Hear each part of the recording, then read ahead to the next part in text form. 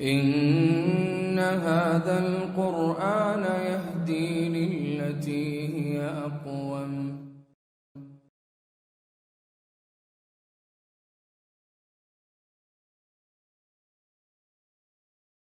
الحمد لله نحمده ونستعينه ونستغفره ونعوذ بالله من شرور أنفسنا ومن سيئات أعمالنا من يهده الله فلا مضل له ومن يضلل فلا هادي له وأشهد أن لا إله إلا الله وحده لا شريك له وأشهد أن محمدا عبده ورسوله صلى الله عليه وسلم. أما بعد، اللهم انفعنا بما علمتنا وعلمنا ما ينفعنا وزدنا علما. رب اشرح لي صدري ويسر لي أمري واحلل عقدة من لساني يفقهوا قولي. سبحانك لا علم لنا إلا ما علمتنا إنك أنت العليم الحكيم. أعوذ بالله من الشيطان الرجيم. بسم الله الرحمن الرحيم. الحمد لله رب العالمين الرحمن الرحیم مالک یوم الدین ایاک نعبد و ایاک نستعین. گزشتہ درس میں ہم نے سورہ فاتحہ کی آیت ایاک نعبد و ایاک نستعین اس کے حوالے سے گفتگو چل رہی تھی.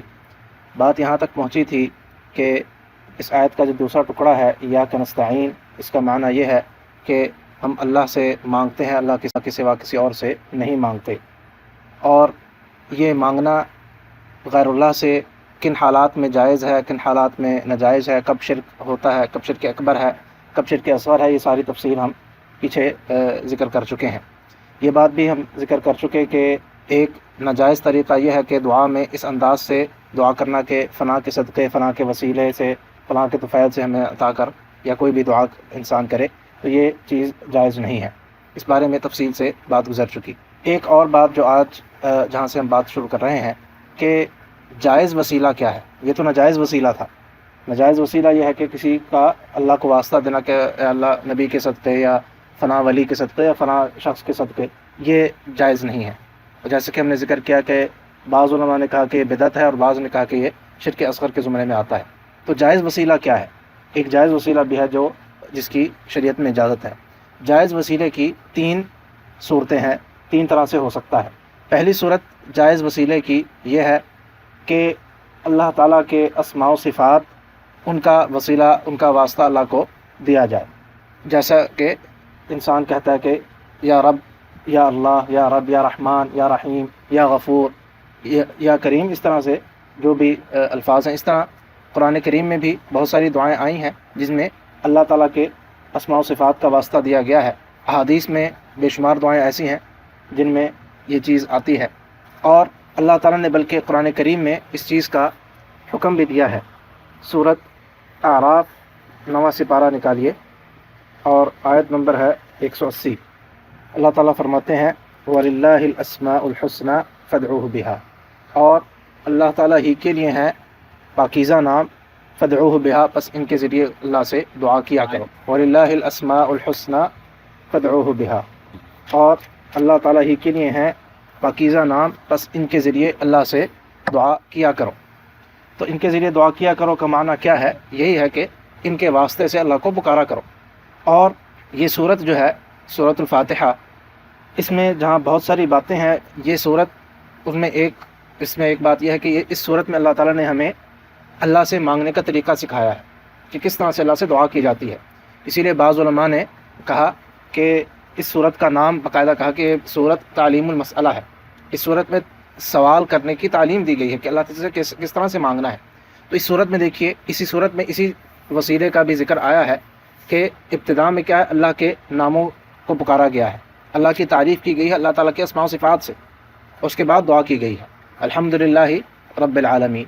کتنے نام ہو گئے؟ ایک اللہ کا نام، ایک رب، پھر الرحمن، الرحیم، مالک یوم الدین. 5 ناموں کا وسیلہ دے کے اس کے بعد آگے دعا کی گئی ہے. 5 ناموں کو پکارا گیا ہے، اے اللہ آپ رب العالمین ہے، اے اللہ آپ الرحمن الرحیم ہے، اے اللہ آپ مالک یوم الدین ہے.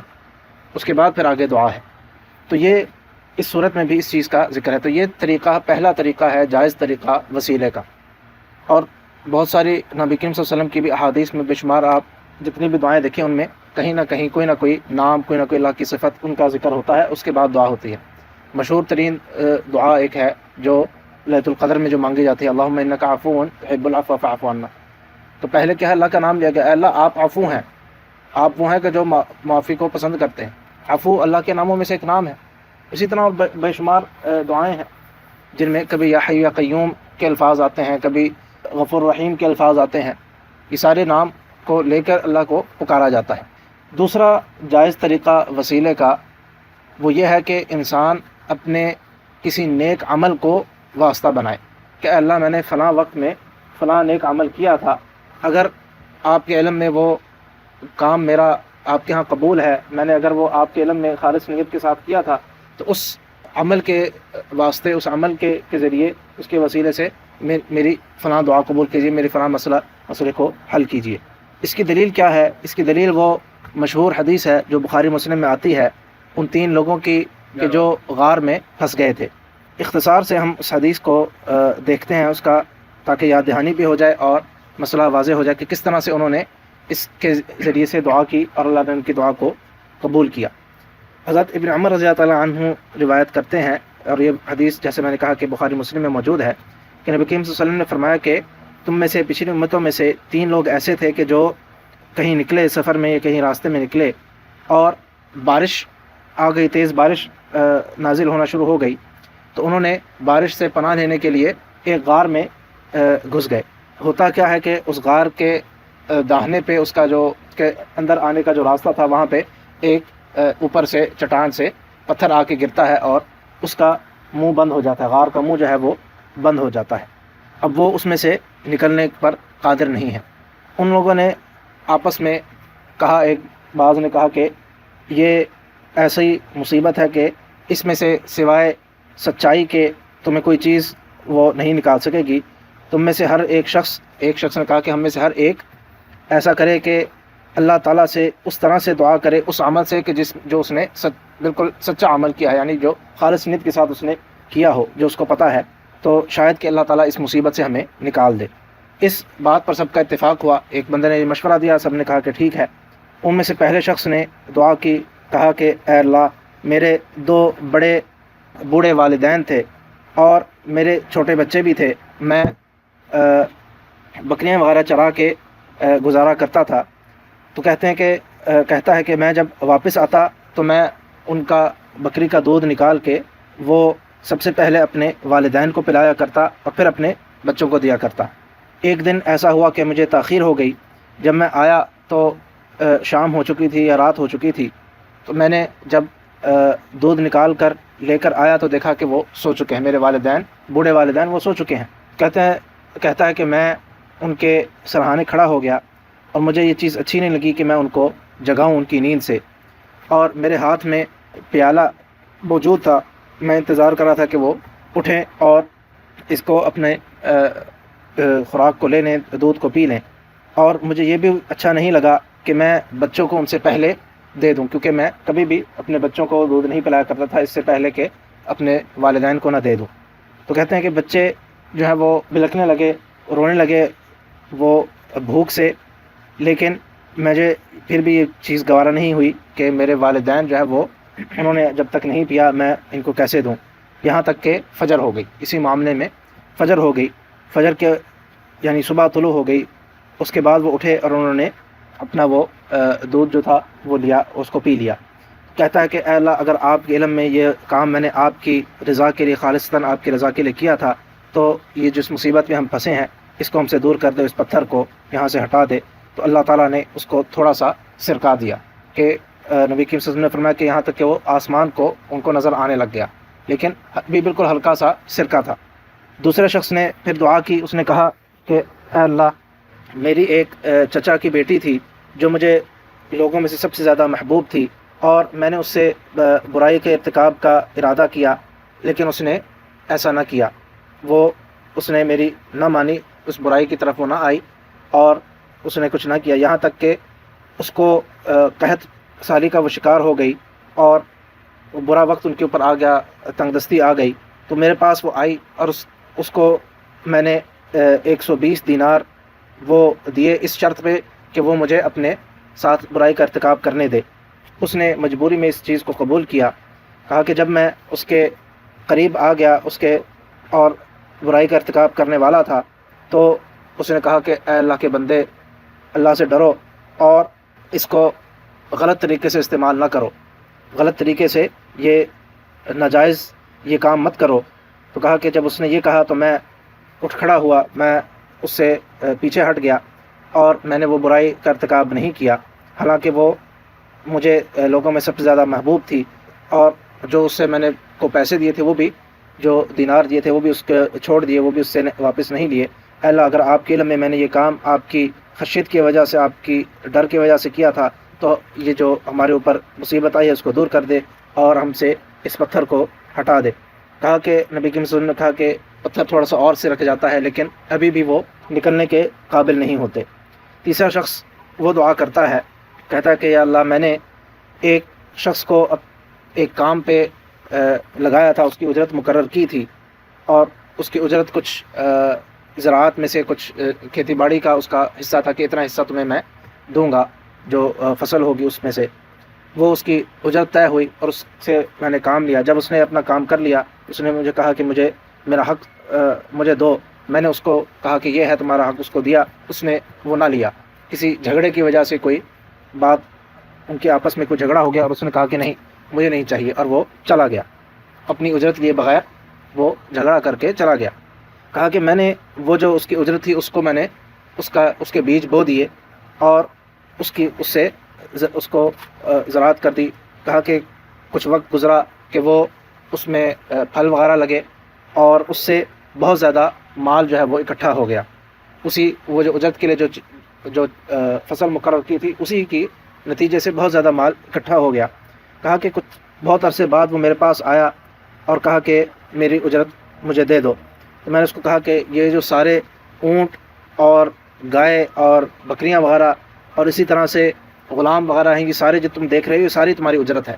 اس نے کہا کہ اللہ کے بندے، میرے سے تم مذاق کر رہے ہو، یہ کیا کہہ رہے ہو؟ اس نے کہا کہ نہیں، میں تمہارے ساتھ مذاق نہیں کر رہا، یہ سارا تمہارا ہی ہے، تمہارے ہی اس کے اجرت کے نتیجے سے یہ نکلا ہے۔ کہا کہ اس نے وہ سارا کا سارا لے لیا اور اس میں سے کچھ بھی اس نے پیچھے نہیں چھوڑا، جو جتنا تھا سب کا سب لے گیا اپنا۔ کہا کہ اگر اللہ اگر آپ کے علم میں یہ کام میں نے آپ کی رضا کے لیے کیا تھا تو جو ہمارے پر مصیبت آئی ہے اس کو دور کر دیجئے اور ہمیں اس پتھر کو ہم سے ہٹا دیجئے۔ تو نبی کریم صلی اللہ علیہ وسلم نے فرمایا کہ وہ پتھر ہٹ گیا اور وہ نکل گئے۔